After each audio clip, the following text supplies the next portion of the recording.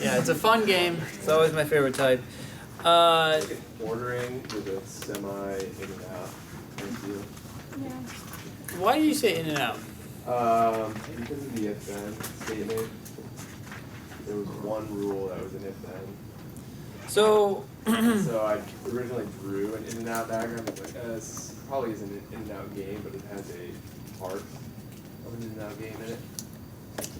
Which yeah, helps for one so of the questions, to be honest. Is it like grouping because you have to have less than four?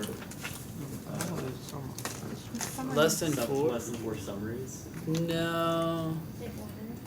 I would just I would just consider this a hybrid game Yeah. because so there is grouping here, but I wouldn't think about it in terms of those numbers.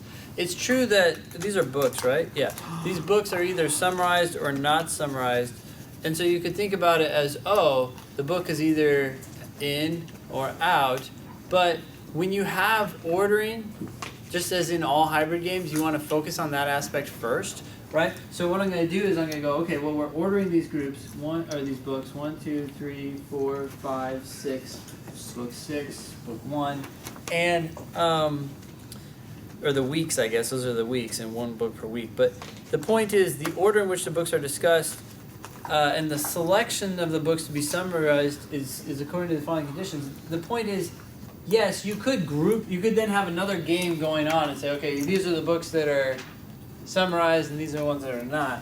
But when you have ordering and there's either 2 options for these people, I would just go ahead and make another row, and then you can decide whether they're summarized or not summarized down here. Yeah. And this allows us to also keep track of the ordering aspect of summarization rules. There may not be any. Well, there is one, actually. The first one says no 2 books are summarized in consecutive weeks. If you have the summarization going on in like over here, you can't really keep track of the ordering aspect of it. So ordering trumps. Okay, so no 2 books that are summarized are discussed in consecutive weeks. So you're not going to see SS, right?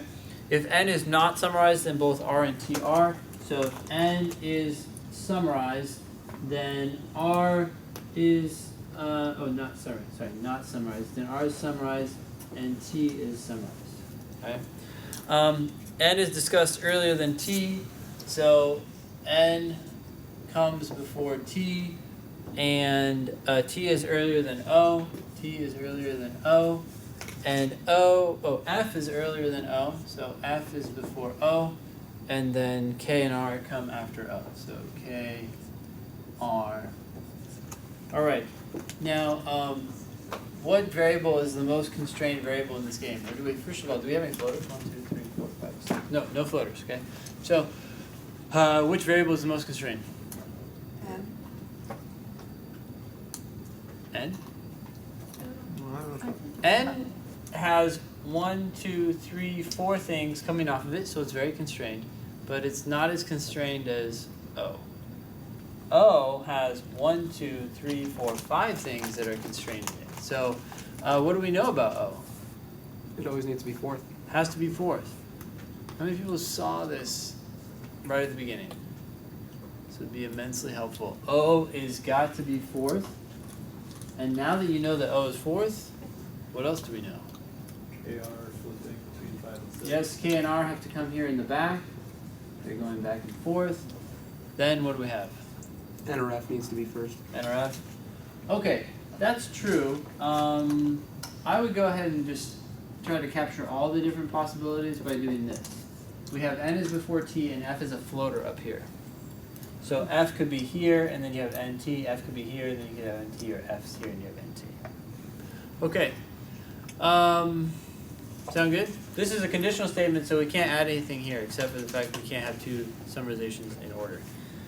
Before we get to question 16, which questions do we want to do together? 4, 3. 13. 14.